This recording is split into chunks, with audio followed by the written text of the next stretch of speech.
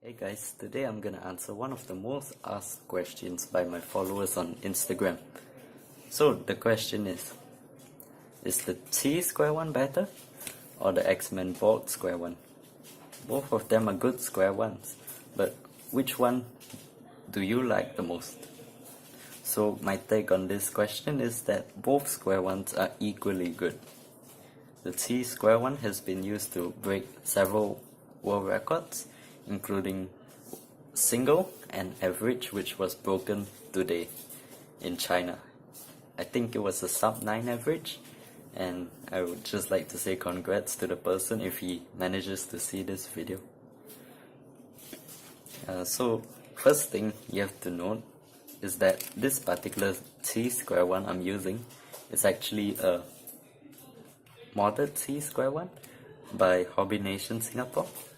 And just to elaborate on what these mods are, is that Hobby Nation Singapore has actually low modded this, so that means it increases the stability of this cube, and they have also done some other modifications which I can't really remember, but this cube as compared to the original T-Square-1, I would say it's much better. It causes less lockups, and definitely if you had the choice,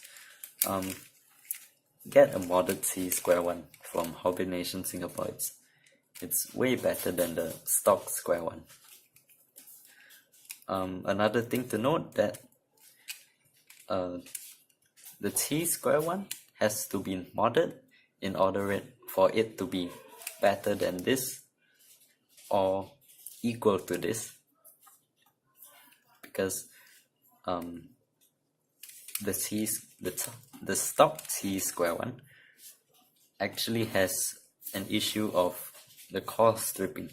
That means the screw just loosens up on its own, and the square one splits from a square 1 to a square half. Okay, never mind. So I'll start with the X-Men Vault Square-1. This square one is actually really smooth out of the box. There's pretty much no break-in required, although it's not as fast as the T-Square-1, and I mean, it's not as fast as the T-Square-1, but it is smoother than the T-Square-1. However, also the corner cutting is slightly lacking.